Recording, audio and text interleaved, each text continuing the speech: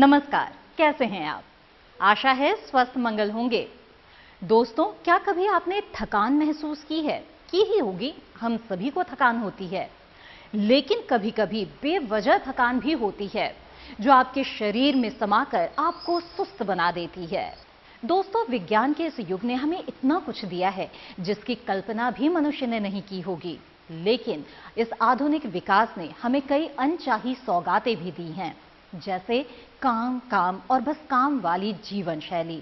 और इस जीवन शैली ने जन्म दिया है कई नई बीमारियों को।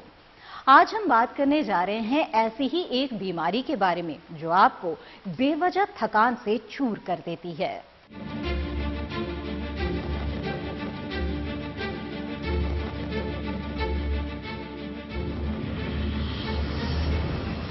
दुनिया तेजी से बदल रही है और उसी के साथ बदल रही है हमारी जीवन शैली। जिंदगी इतनी तेज हो चुकी है कि हमें एक पल की फुर्सत नहीं मिलती। इसी तेज आधुनिक जीवन शैली ने हमें विकास की नई ऊंचाइयों तक पहुंचाया है, पर इसके साथ कई अनचाही बीमारियां भी दी हैं। अक्सर हमें रात में भरपूर नींद लेने के बाद भी अगले दिन मानसिक थकान, बदन में टूटन और बिल्कुल बेजान हो जाने का अनुभव होता है। हम इसे थकावट समझकर अक्सर नजरअंदाज कर देते हैं, लेकिन अगर ये थकावट लंबे समय तक रहती है तो हो सकता है कि हमें CFS यानी क्रॉनिक फटीग सिंड्रोम नाम की बीमारी ने अपने शिकंजे में ले लिया हो। CFS को एक ऐसी थकान के रूप में परिभाषित किया जाता है जो किसी परिश्रम के कारण ना उत्पन्न हुई हो और लगातार बनी रहती हो। ऐसी थकान में आराम द्वारा अधिक कमी नहीं होती है और कम से कम महीने की अवधि 6 तक इस रोग के अन्य लक्षण भी मौजूद रहते हैं। आदमी जब भी कुछ फिजिकल एक्टिविटी करता है तो थकान लगती है। थकान रेस्ट करने के बाद उसको ठीक लगता है, थकान कम हो जाती है उसकी। लेकिन ये ऐसी बीमारी है कि आपने कुछ भी फिजिकल एक्टिविटी करी और उसके बाद भी आपकी थकान ठीक नहीं होती है, 24 घंटे से ज़्यादा चलती है। और इस बीमारी में थकान लोगों को इतने हद तक हो जाती है कि वो अपना दिनचर्या का काम भी करने में असफल हो जाते हैं। तो ऐसी कंडीशन को, एक क्रॉनिक कंडीशन को हम क्रॉनिक फटीग सिंड्रोम कहते हैं। इसी कारण से ये बीमारी थोड़ी खास हो जाती है, क्योंकि आमतौर पर हम थकान को आराम करके या नींद लेकर दूर कर लेते हैं। लेकिन इस बीमारी में तो कमजोरी और थकावट आराम करने और भरपूर नींद लेने से भी नहीं जाती है। CFS भारत में ज्यादातर शहरी आबादी को तेजी से अपना शिकार बना रही है। अगर थकान और टूटन के लक्षण 2 हफ्ते से भी ज्यादा दिनों तक रहें तो फौरन डॉक्टर को दिखाना चाहिए। अगर किसी बीमारी के लक्षण पता हो तो उसका उपचार उतना ही आसान हो जाता है, क्योंकि लक्षण बीमारी को पहले चरण में ही पकड़ लेने में अहम भूमिका अदा करते हैं। क्रॉनिक फटीग सिंड्रोम के अधिकांश मामले फ्लू जैसी बीमारी के लक्षण के साथ शुरू होते हैं। CFS में भीषण थकान की स्थिति में मरीज को लगता है कि उसका शरीर बिल्कुल बेजान हो गया है। मरीज शरीर के अलग अलग हिस्सों में दर्द और मांसपेशियां कमजोर होने की शिकायत करते हैं। कमजोरी के चलते न केवल थकान बल्कि चिड़चिड़ापन, नींद ठीक से न आना, घबराहट, चक्कर आना आदि कई लक्षण नजर आने लगते हैं। मरीज की तबीयत कुछ भी करने की नहीं होती। हरदम मन करता है कि बिस्तर पर पड़े रहें। किसी भी काम में मन नहीं लगता। छोटे मोटे रोजमर्रा के फैसले करना भी पहाड़ चढ़ने जैसा मुश्किल काम लगता है और कई दिन तक मन बुझा बुझा रहता है। कई बार CFS के मरीज असामाजिक व्यवहार भी करने लगते हैं और उन्हें अपने ही दोस्तों की संगत नहीं सुहाती है। वो बिल्कुल अकेले रहना चाहते हैं। वो आदमी पहले ऐसा माना जाता है कि पहले किसी को जुकाम हुआ, फ्लू के लक्षण हुए, उसके बाद उसको थकान शुरू हो गई और उसके बाद वो थकान ठीक नहीं हो रही है। मतलब बीमारी ठीक हो गई, दवाई ले ली, उपचार हो गया, लेकिन थकान जा नहीं रही है और वो अपना काम धीरे धीरे कम करना लगता है। उसको डे टू डे एक्टिविटी में भी तकलीफ होती है। तो तब उसको सस्पेक्ट करना चाहिए कि मुझे ये सिर्फ मेरी ये बीमारी की वजह से नहीं है, मुझे कुछ और बीमारी है। और मिनिमम हम कहते हैं कि थकान के सिम्टम्स अगर 6 महीने से ज़्यादा रहें और इस तरह के जो सिम्टम्स हैं कि आप धीरे धीरे आपको अपने दिनचर्या के काम करने में, फिजिकल एक्टिविटी करने में तकलीफ आपकी बढ़ती जाती है, आपको उससे कोई भी दवाई लेने से आपको फ़ायदा नहीं होता है। तो तब इसको सस्पेक्ट करते हैं और आप डॉक्टर के पास जाते हैं। डॉक्टर ये डायग्नोसिस ऐसा तो है नहीं कि आप एक टेस्ट करके उसका उसको डायग्नोस कर लें। डॉक्टर फिर बाकी जो बीमारियां हैं जिससे थकान होता है, जैसे कि थायराइड बीमारी है, डायबिटीज़ है, ये सारी चीज़ों को लोग आप टेस्ट करवा लेते हैं। वो सारे रिपोर्ट्स अगर नॉर्मल आती है तो उसके बाद डॉक्टर इसको डायग्नोस करता है कि ये क्रॉनिक फटीग सिंड्रोम है और उसका फिर उस तरह से इलाज किया जाता है। कई मरीज ऐसे भी होते हैं जिन्हें मेडिकल टेस्ट में क्लीन चिट मिल जाती है, लेकिन बदन दर्द और थकान की समस्या बनी रहती है। ऐसे मरीजों की थकान की वजह नॉन मेडिकल होने की संभावना होती है। आमतौर पर ऐसे मरीजों का इलाज काउंसलिंग, दवा, कसरत और जीवन शैली में सुधार करके किया जाता है। कभी कभी तो लंबे समय तक बीमार रहना और खराब जीवन शैली के कारण भी कमजोरी हो जाती है। पुरुषों की अपेक्षा महिलाओं में ये ज्यादा देखा गया है। महिलाएं घर के अत्यधिक काम के चलते खुद पर ध्यान ही नहीं दे पाती हैं, जिसके परिणाम स्वरूप वो ना चाहते हुए भी शारीरिक कमजोरी का शिकार हो जाती हैं। ऐसे लक्षण दिखने पर हमें डॉक्टर के पास जाना चाहिए। हालांकि इस बीमारी का पता लगाने के लिए विशेष प्रकार के टेस्ट तो नहीं हैं, पर डॉक्टर लक्षणों को सुनकर ही बीमारी के बारे में बता सकते हैं। TFS के कोई स्पेसिफिक टेस्ट नहीं है, कोई ऐसा लेबोरेटरी टेस्ट नहीं है। ये डायग्नोसिस ऑफ एक्सक्लूजन, सारी बाकी जो बीमारियां हैं जो आपको थकान ला सकती है क्रॉनिक, वो आप एक्सक्लूड कर दें। मैंने बताया थायराइड बीमारी है, डायबिटीज़ है, ये सारी बीमारी को डॉक्टर एक्सक्लूड कर देता है और बाद में सारे टेस्ट जब नॉर्मल आते हैं और उसके जो सिम्टम्स हैं वो ठीक नहीं होते हैं तो फिर ये लेबल किया जाता है क्रॉनिक फटीग सिंड्रोम।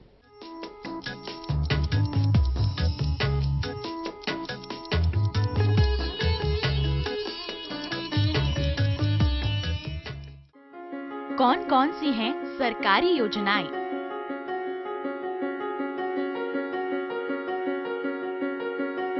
कैसे उठाएं इनका लाभ? जानिए अपने गांव का हाल। देखिए चौपाल चर्चा, सोमवार से शुक्रवार सुबह 9 बजे।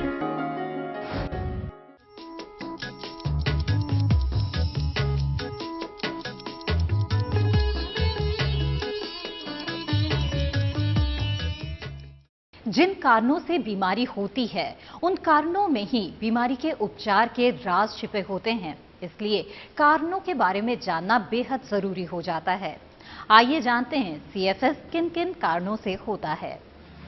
CFS में थकान के कारण क्या है, ये अभी तक सही तरीके से पता नहीं है। एक आंकड़े के अनुसार CFS के तकरीबन 20% मरीजों की परेशानी की मूल वजह थकान ही होती है। थकान किसी अंदरूनी मेडिकल समस्या की वजह से भी हो सकती है और मानसिक परेशानी की वजह से भी। मानसिक कारणों से भी कई बार शरीर बेजान लगने लगता है। मानसिक थकान की वजह से सिर दर्द, ब्लड प्रेशर में उतार चढ़ाव और कई मामलों में पूरे बदन या कुछ हिस्सों में दर्द का एहसास होता है।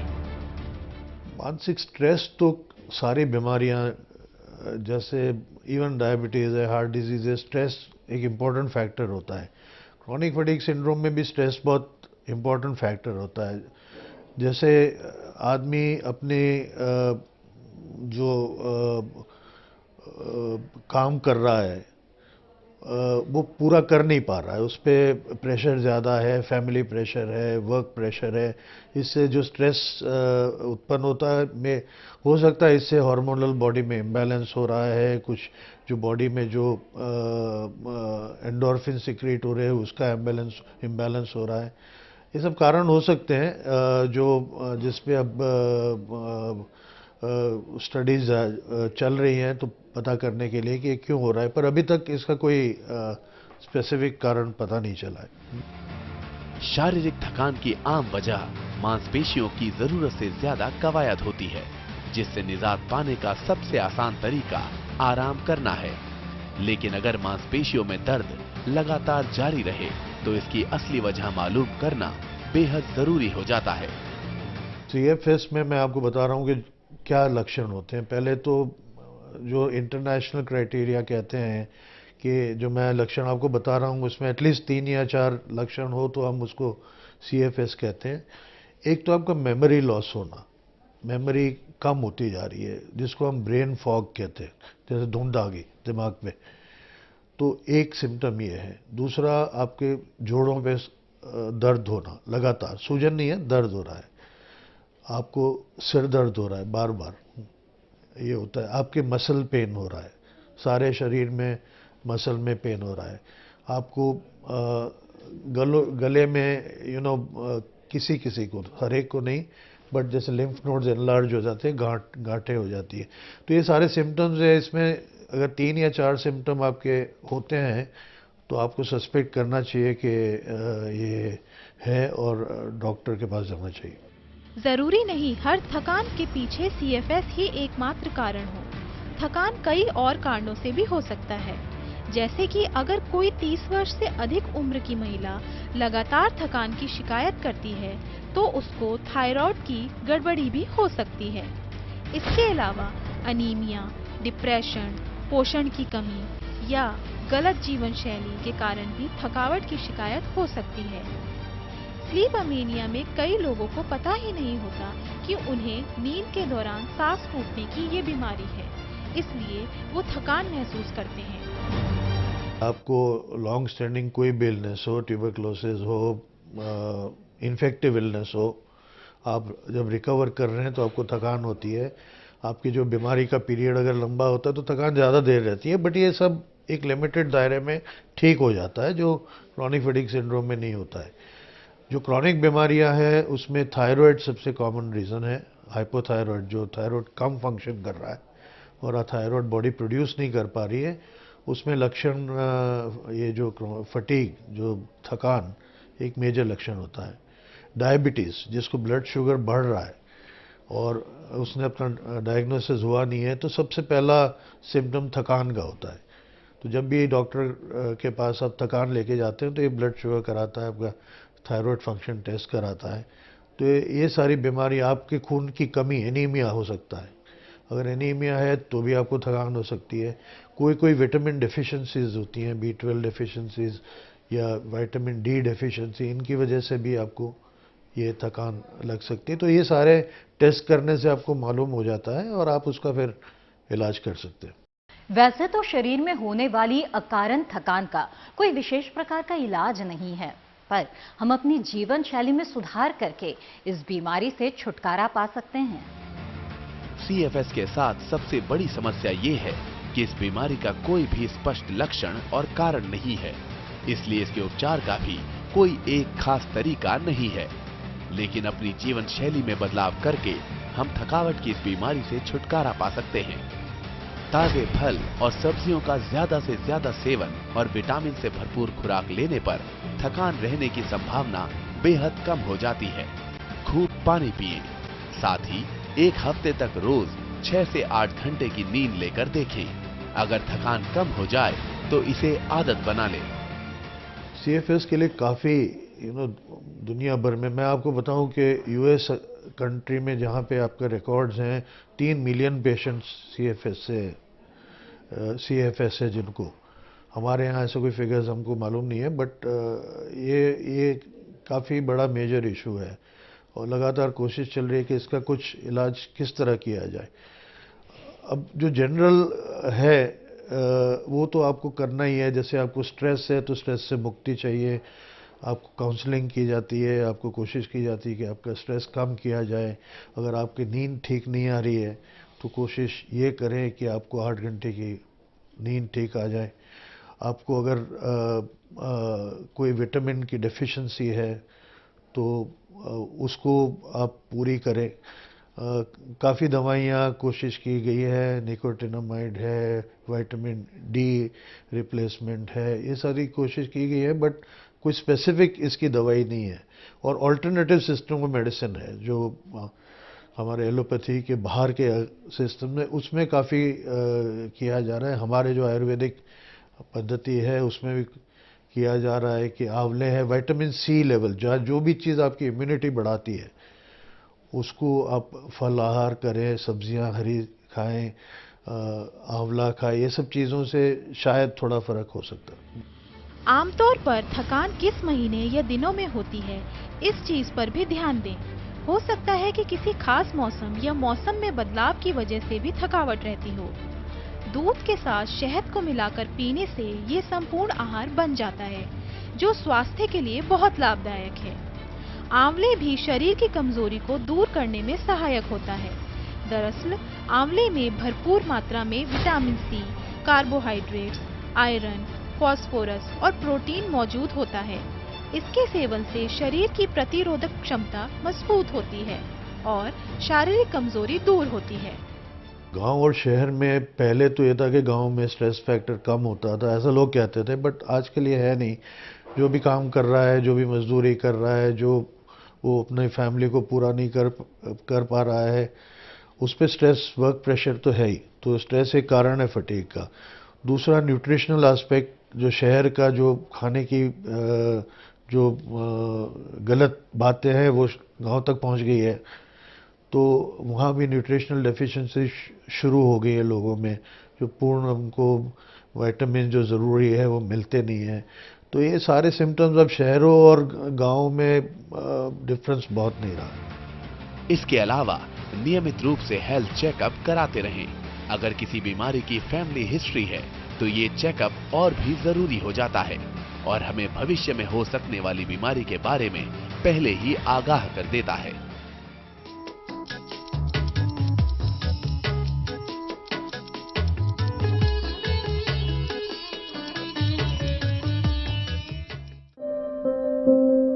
ये कामयाबी है अन्नदाता की।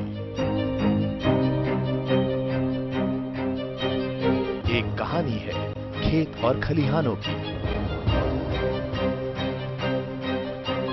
कैसे करें अपने पशुओं की देखभाल, जानिए गांव-गांव के किसानों का हाल। देखिए गांव किसान, सोमवार से शुक्रवार दोपहर 12 बजे।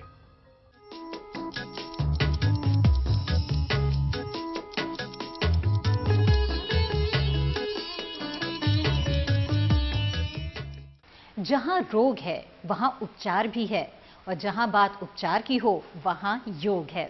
तो आइए चलते हैं योग की ओर। योग जो भगाए रोग।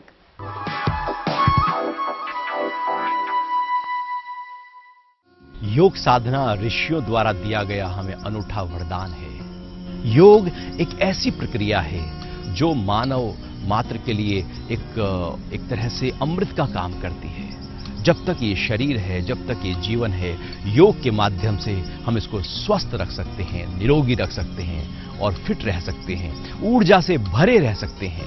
अंतिम समय तक योग का अभ्यास हमें बल देता है, मजबूती देता है और स्वास्थ्य देता है। जी हाँ, आज हम बात कर रहे हैं कि यदि किसान भाई आप खेतों में काम कर रहे हैं, तो वहां खेतों में काम कर रहे हैं, बैठे हैं, बुवाई कर रहे हैं, तो वहां ऐसा क्या करें कि जिससे अपने शरीर को ऊर्जा से भरें। तो पहला आसन है ताड़ आसन। हाथों की उंगलियों को ऐसे फंसाएं, हथेलियों को पलटें, सांस भरें और हाथों को उठाएं ऊपर की तरफ। हाथों को पूरा उठाकर खींचें ऊपर की तरफ और फिर धीरे से अपनी एड़ियों को भी उठा दें। पूरे पंजों के ऊपर शरीर का भार आ जाएगा और लगातार खींचें अपने शरीर को ऊपर की तरफ। यह अभ्यास हर जोड़ पर प्रभाव डालेगा, सभी मांसपेशियों पर प्रभाव डालेगा, पैरों पर, घुटनों पर, कूल्हे पर, कमर, कंधे, कोहनियां सभी खींचेंगे ऊपर की तरफ। छाती पर भी खिंचाव होगा, पेट पर भी खिंचाव होगा, पूरे शरीर में तरोताजगी देगा। यह है आसन। तो दिन में कभी भी आप ताड़ासन करके अपने शरीर को ऊर्जा से भर सकते हैं। जितना हो सके, जितना ज्यादा देर रोक सके, उतना ज्यादा फायदा मिलेगा। सांस लेते और निकालते रहो इस अभ्यास में। फिर धीरे से हाथों को खोलकर वापस आ जाएं। तो ये है पहला अभ्यास, ताड़ आसन। दूसरा अभ्यास करेंगे, इसमें हम पैरों को थोड़ा सा खोल लेंगे। खोलने के बाद दोनों हाथों को ऐसे लपेटेंगे। इस प्रकार से अपने हाथों को लपेट लीजिएगा। अब अपनी कमर को थोड़ा सा मोड़े पीछे की तरफ, हाथों को उठाकर ले जाएं ऊपर की तरफ, सिर को भी पीछे ढीला किया है,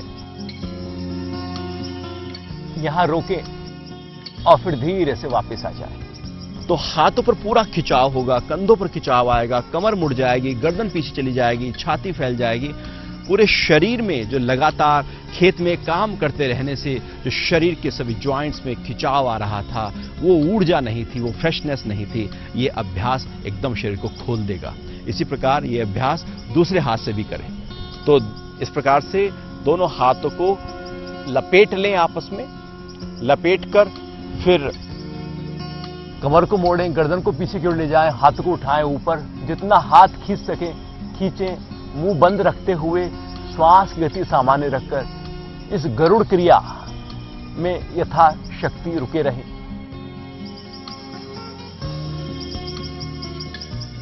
फिर धीरे से वापस। यह अभ्यास मान लो बहुत लंबे समय तक आप सफर कर रहे हैं, यात्रा कर रहे हैं, लगातार बैठे थे, उसी समय खड़े होकर आप इस अभ्यास को करेंगे तो आप पाएंगे एकदम तरोताजगी आ जाएगी। अगला अभ्यास कर रहे हैं, ये हमारे बैलेंस के लिए है, संतुलन के लिए है। खड़े खड़े ही एक पैर के ऊपर जोर डाला, दूसरे पैर को उठा लिया। उठाने के बाद दोनों हाथों से पैर को पकड़ लो और दबा दो। अपने हाथों से पैर को, घुटने को उठा लो ऊपर की ओर। एक पैर के ऊपर बैलेंस है, पैर का पंजा नीचे की ओर खिंचा हुआ, यहां रोके। थोड़ी देर यहां रोककर नीचे वाले पैर को ताकत दो, संतुलन शक्ति का विकास करो। कुछ देर अपनी आंखों को सामने किसी एक बिंदु के ऊपर फोकस रखते हुए टिके रहो और फिर आहिस्ता से वापस आ जाएं। इसी प्रकार पैर बदलकर भी करते हैं। तो दूसरा पैर उठाएं, हाथों से पकड़ें और दबाएं पूरा, जितना दबा सकते हैं दबाएं और यहां पर रुक जाएं। सांस आता रहेगा, जाता रहेगा। ऊपर वाले पैर का पंजा थोड़ा खींच कर रखें ऐसे।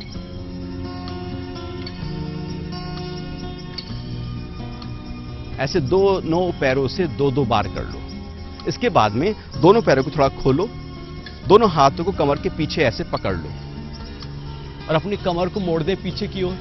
हाथों को जितना हो सके शरीर से थोड़ा दूर रखें, खींच कर रखें, सिर पीछे की ओर ढीला है। और फिर श्वास निकालकर आगे झुक जाएं। कमर दर्द हो तो आगे नहीं झुकना, हाथों को उठा लें ऊपर की तरफ।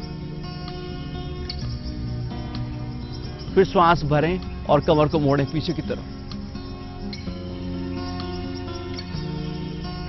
फिर श्वास निकालते हुए आगे झुकें, कमर को आगे और पीछे मोड़कर उसमें लचीलापन दे रहे हैं, पूरे शरीर में ऊर्जा के प्रवाह को बढ़ा रहे हैं। 5 से 6 बार आगे पीछे करके आप पाएंगे पूरे शरीर पर इसका प्रभाव पड़ने लगेगा। तो ये अभ्यास दिन में आप जब लगे कि खेत में खाली हैं, बहुत ज्यादा देर हो गई है काम करते करते, थोड़ा लेटने की इच्छा हो रही है, इन अभ्यासों को करके अपने शरीर को फिर से तरोताजगी दे सकते हैं।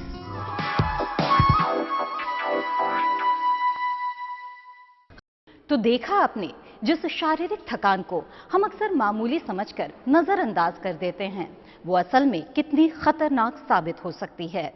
इसलिए बचाव ही सर्वश्रेष्ठ उपाय है। हम आशा करते हैं कि हमारी दी गई जानकारी इसी बचाव में आपको मदद करेगी। आज के लिए बस इतना ही। अब मिलूंगी अगले हफ्ते लेकर एक नए विषय का सार और पूछूंगी आपसे कैसे हैं आप। नमस्कार।